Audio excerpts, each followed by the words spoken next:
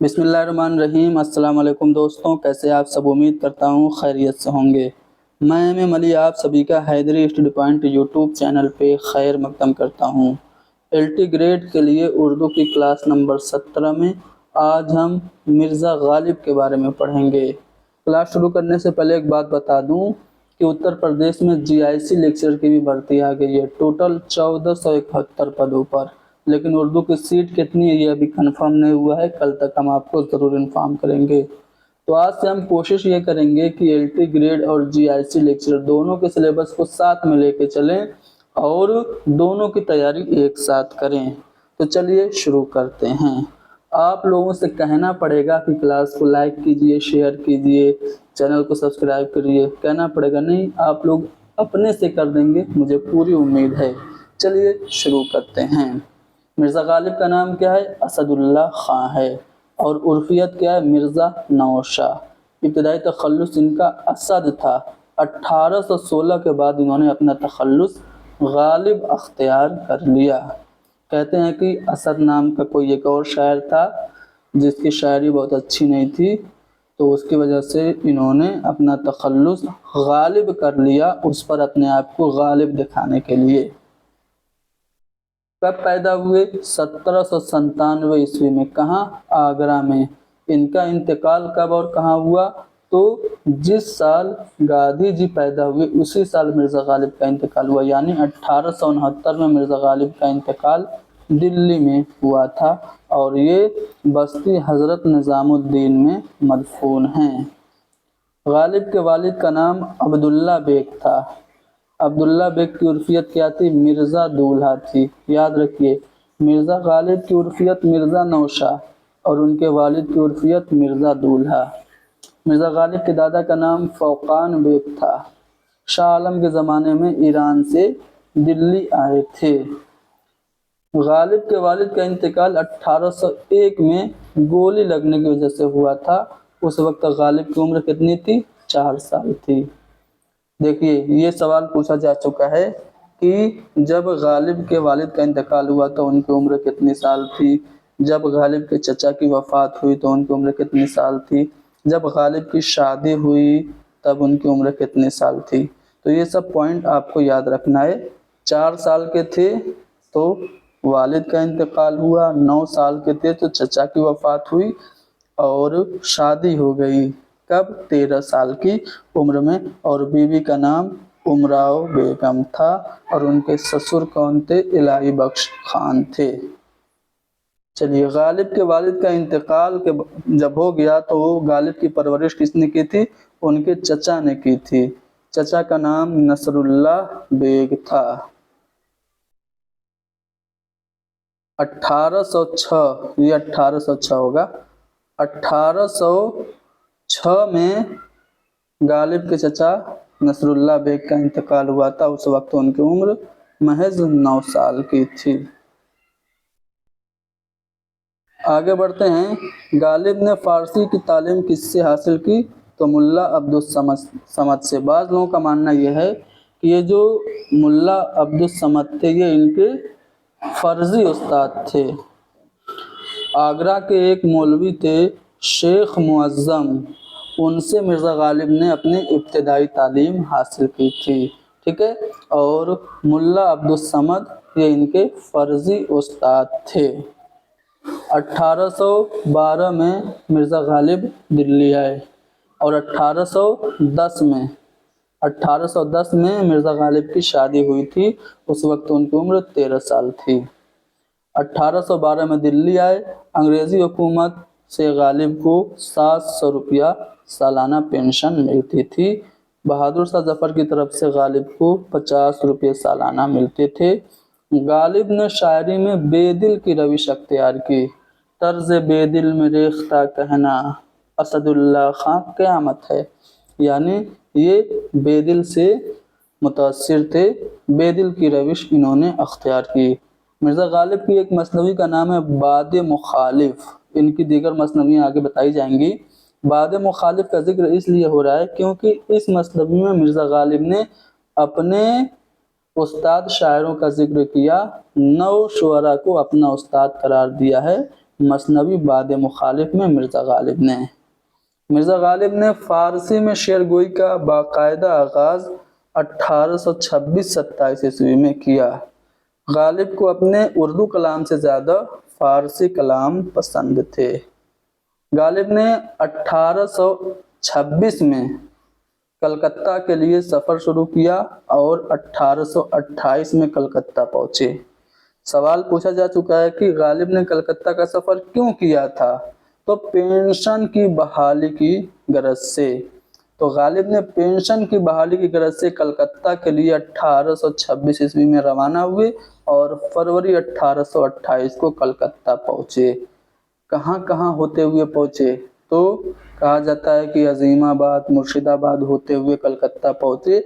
और गालिब ने कलकत्ता के सफ़र के दौरान लखनऊ, कानपुर और बनारस में भी क़याम किया। लखनऊ में मिर्ज़ा गालिब की मुलाकात मीर अनीस से हुई थी।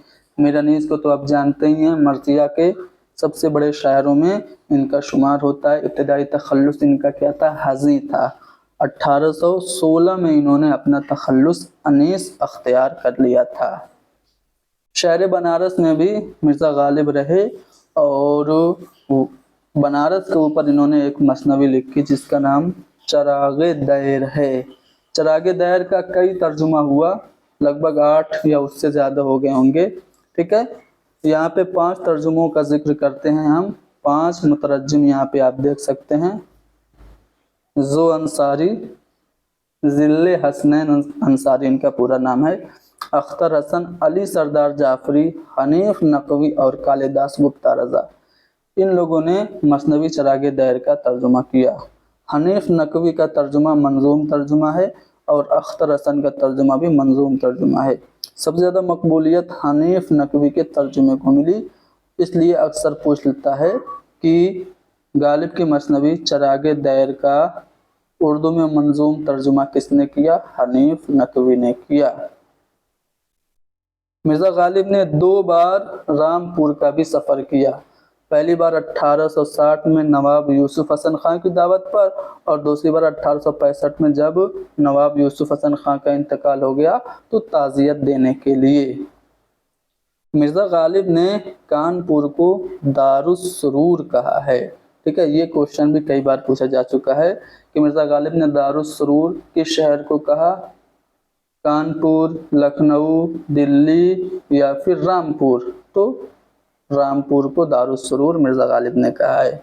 बहादुर शाह ज़फ़र ने गालिब को नजमुद्दौला, ये नज़्म लिख दिया है, नजमुद्दौला, दबीरुल मुल्क, निज़ाम जंग का खिताब दिया 1849 ईस्वी में।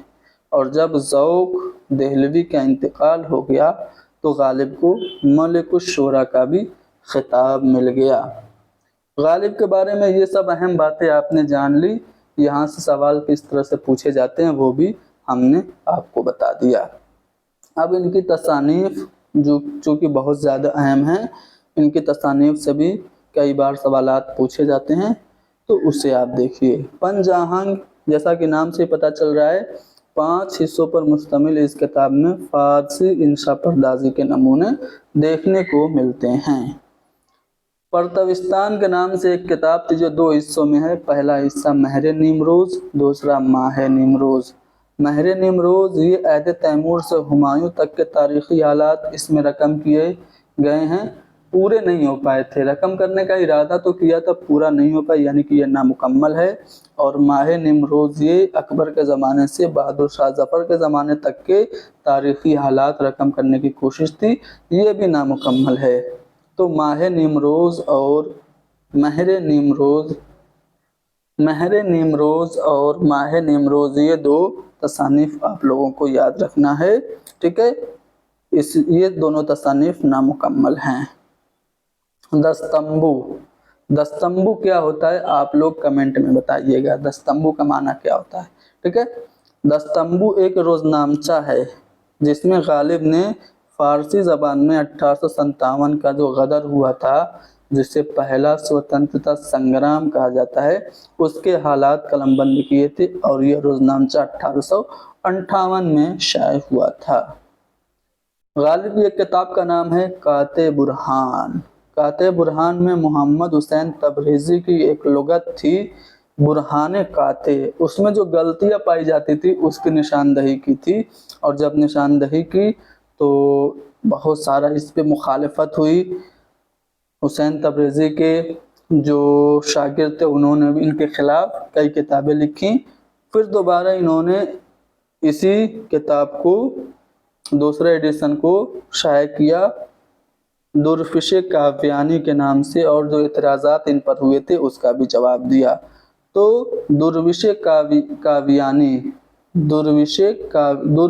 کاویانی یہ کتاب قاطع برہان کا ہی دوسرا ایڈیشن ہے، یہ سمجھ لیجئے، ٹھیک ہے۔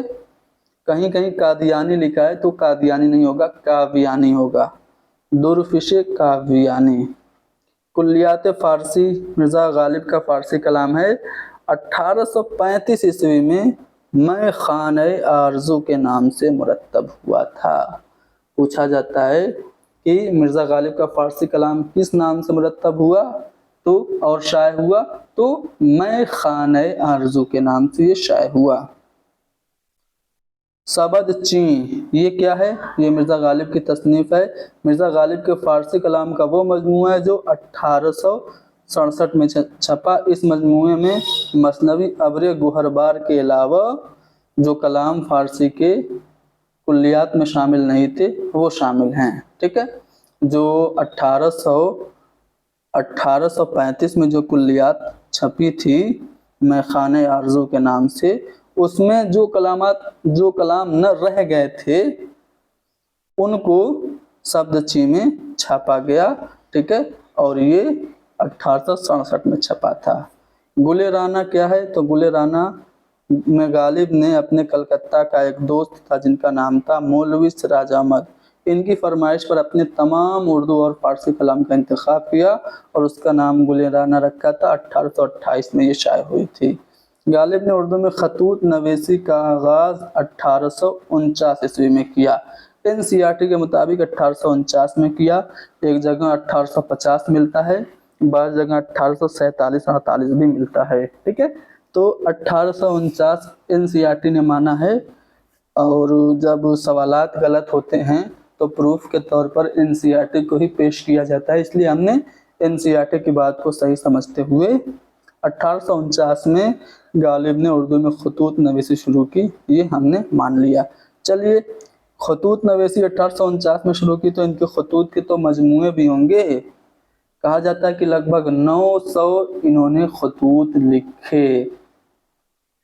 عود ہندی مرزا غالب کے خطوط کا پہلا مجموعہ ہے۔ 17 اکتوبر 1868 میں غالب کی وفات سے 4 مہینے پہلے ممتاز علی خان کی کوششوں سے یہ شائع ہوا تھا۔ اس میں کل 162 خطوط شامل ہیں۔ دوسرا اور سب سے اہم ان کا جو خطوط کا مجموعہ ہے وہ اردو معلی ہے۔ مارچ 1869 میں غالب کی وفات کے 19 دن بعد جواہر سنگھ جوہر کی کوششوں سے یہ مجموعہ شائع ہوا، اس میں 472 خطوط شامل ہیں۔ مکاتب غالب کے نام سے امتیاز علی خان عرشی نے 1837 میں ان کے کچھ خطوط مرتب کیے۔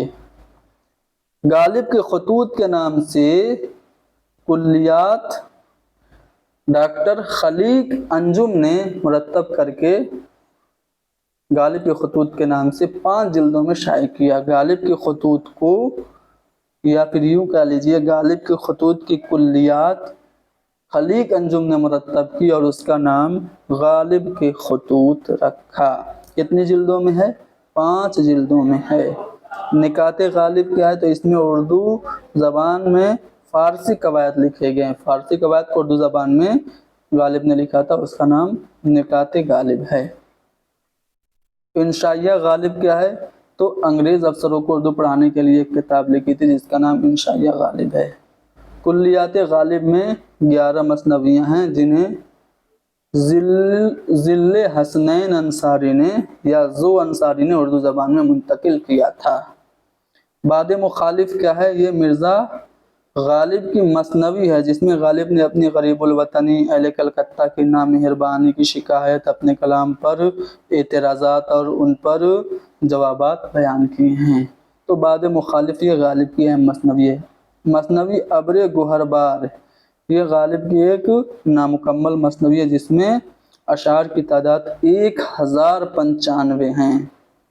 مثنوی ابر گوہر بار میں معراج کا واقعہ، حضور پاک صلی اللہ علیہ وآلہ وسلم جب معراج پہ گئے تھے تو اس واقعے کو بڑی تفصیل سے بیان کیا گیا ہے۔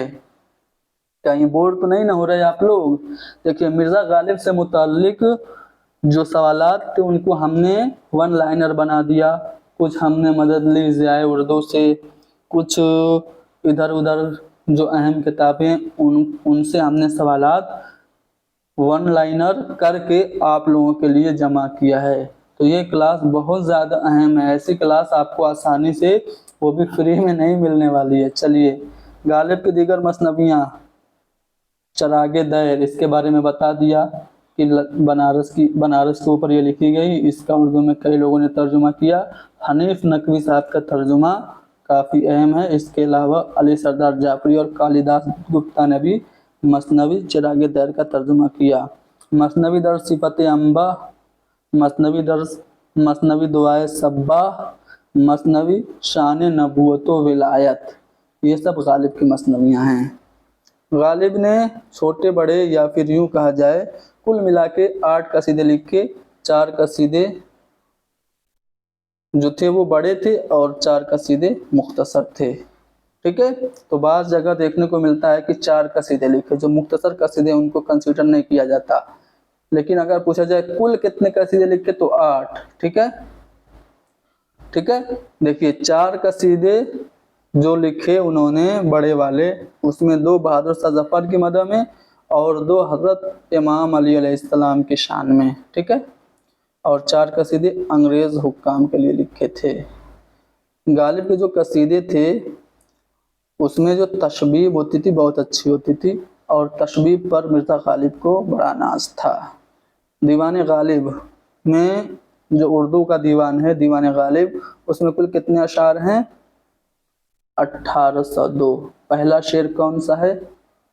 نقش فریادی ہے، کس کی شوخی تحریر کا، کاغذی ہے پیرہن ہر پے کرے تصویر کا، یہ پہلا شعر ہے دیوان غالب کا۔ دیوان غالب کی زندگی میں 5 بار شائع ہوا تھا۔ دیوان غالب کا جو نسخہ حمیدیہ ہے مفتی انور نے 1931 میں ترتیب دے کر شائع کرایا تھا، اور نسخہ عرسیہ 1958 میں پہلی بار شائع ہوا جس میں غالب کے اردو کلام کو تاریخی ترتیب سے پیش کیا گیا۔ یہ کوشچن پوچھا جا چکا ہے کہ مرزا غالب کے دیوان کا وہ کون سا نسخہ ہے جس میں ان کے کلام کو تاریخی ترتیب سے پیش کیا گیا، تو وہ نسخہ عرسی ہے۔ امتیاز علی عرسی نے اس کو مرتب کیا تھا۔ ٹھیک ہے، چلیے اب غالب سے متعلق پہلے تصانیف دیکھ لیجئے۔ غالب سے متعلق بہت ساری کتابیں لکھی گئیں، جیسے یادگار غالب لکھی تھی 1897 عیسوی میں ان کے شاگرد خواجہ الطاف حسین حالی نے، جس میں انہوں نے حالی کو حیوان ظریف کہا۔ حالی نے غالب کو کیا کہا؟ حیوان ظریف کہا۔ اور ان کا جب مرثیہ لکھا تھا غالب کا حالی نے تو بلبل ہند کہا تھا غالب کو۔ ٹھیک ہے، چلیے فسانہ غالب، تلامذہ غالب اور گفتار غالب، یہ 3 کتابیں ہیں مالک رام نے لکھی۔ غالب شاعر اور مکتوب نگار، یہ کتاب نور الحسن نقوی کی ہے۔ غالب شخص اور شاعر، یہ کتاب مجنوں گورکھپوری نے لکھی۔ رموز غالب اور تفسیر غالب، یہ کتاب گیان چند جین کی ہے۔ تفہیم غالب، یہ شمس الرحمن فاروقی نے لکھی۔ غالب بحیثیت محقق، یہ کتاب قاضی عبدالودود کی ہے۔ محاسن کلام غالب، یہ کتاب عبد الرحمن بجنوری نے لکھی۔ عبد الرحمن بجنوری کے اقوال اکثر آپ سے پوچھے جاتے ہیں، آگے ہم بتائیں گے۔ فلسفہ کلام غالب، یہ کتاب شوکت سبزواری کی ہے۔ غالب کی شخصیت اور شاعری، یہ کتاب رشید احمد صدیقی کی ہے۔ ان کے اقوال بھی غالب سے متعلق کئی بار پوچھے جا چکے ہیں۔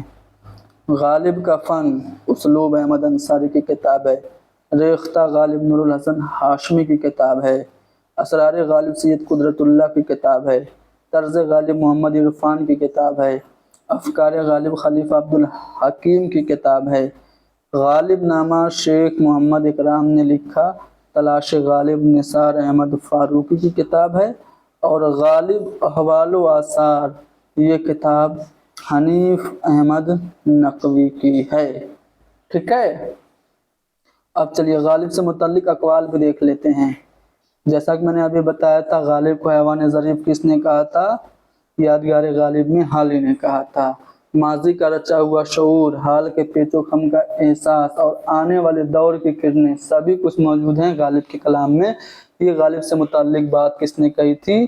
آل احمد سرور نے کہی تھی۔ آل احمد سرور نے کہا تھا کہ غالب سے پہلے اردو شاعری دل والوں کی دنیا تھی، غالب نے اس کو دماغ دیا، ذہن دیا۔ ٹھیک ہے، غالب کو نشاط کا شاعر ممتاز حسین نے قرار دیا، اور غالب کو فلسفی شاعر یا پھر پہلا فلسفی شاعر یوسف حسین خان نے کہا۔ غالب کو خود بھی احساس تھا کہ وہ عندلیب گلشن نا آفریدہ ہیں۔ غالب نے اقبال کا مقابلہ گوئٹے سے کیا۔ غالب کے کلام کو جلوہ صدرنگ سرور نے کہا۔ غالب نے فاروقی نے شمس الرحمن فاروقی نے غالب کے اشکال کو ابہام سے تعبیر دی۔ دیوان غالب کا ہر مصرع تار رباب نظر آتا، یہ عبد الرحمن بجرونی نے کہا۔ شیخ عبدالقادر دیباچہ باغ درا میں لکھتے ہیں، یعنی باغ درا کا دیباچہ کس نے لکھا؟ شیخ عبدالقادر نے۔ یہ پوائنٹ بھی یاد رکھیے گا۔ یہ کیا لکھتے ہیں کہ اگر میں تناسق کا قائل ہوتا تو ضرور کہتا کہ غالب کی روح کو عدم میں بھی چین نہ ملا تو محمد اقبال کے نام سے دوبارہ جسد خاکی میں جلوہ افروز ہوئی، یعنی غالب نے اقبال کے روپ میں دوبارہ جنم لیا۔ یہ بات کس نے کہی؟ شیخ عبدالقادر نے۔ ہندوستان کی الہامی کتابیں دو ہیں، وید مقدس اور دوسری دیوان غالب، یہ عبد الرحمن بجنوری نے کہا۔ عبد الرحمن بجنوری کی کتاب کا نام ہے محاسن کلام غالب۔ غالب کے تصرف سے غزل اردو کی تاثیر اور تقدیر بن گئی، یہ رشید احمد صدیقی کا قول ہے۔ غالب نے اردو شاعری کو نیا شعور، نیا افق اور نیا نسب دیا، یہ قول بھی رشید احمد صدیقی کا ہے۔ مغلوں نے ہمیں تین چیزیں دی، تاج محل، اردو اور غالب، یہ قول بھی رشید احمد صدیقی کا ہے۔ اگر اس لڑکے کو کوئی کامل استاد مل گیا اور اس نے اس کو سیدھے راستے پہ ڈال دیا تو لاجواب شاعر بن جائے گا، ورنہ مہمل بکنے لگے گا۔ مرزا غالب کے بارے میں یہ بات میر تقی میر نے کہی تھی۔ مرزا غالب کے لیے شاعری موسیقی اور موسیقی شاعری ہے، یہ بات عبد الرحمن بجنوری نے کہی۔ غالب دنیا میں وہ واحد شاعر ہے جو سمجھ میں نہ آئے تو دگنا مزہ دیتا ہے، یہ مشتاق احمد یوسفی نے کہا تھا۔ غالب سے پہلے اردو شاعری دل والوں کی دنیا تھی، آل احمد سرور کا قول بتایا جا چکا ہے۔ بقول حالی شوخی تحریر نے غالب کے خطوط کو افسانے اور ناول کے قریب لا دیا۔ آل احمد سرور کے مطابق غالب جدید اردو نثر کے موجد اور خطوط نویسی کے رہنما ہیں۔ خواجہ احمد فاروقی نے خطوط غالب کے بارے میں لکھا کہ خاکم بدہن، اگر دیوان غالب نہ ہوتا اور صرف خطوط غالب ہوتا تو بھی غالب غالب رہتے۔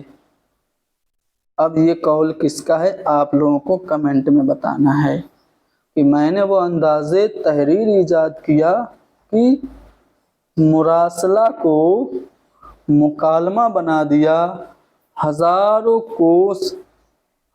کوس بذریعہ قلم باتیں کرتا ہوں اور ہجر میں وصال کا مزہ لیتا ہوں۔ یہ جو قول ہے کس کا ہے؟ یا پھر سمپلی اس طرح سے پوچھ لیتا ہے کہ کس نے مراسلہ کو مکالمہ بنا دیا؟ آپ لوگوں کو کمنٹ میں بتانا ہے۔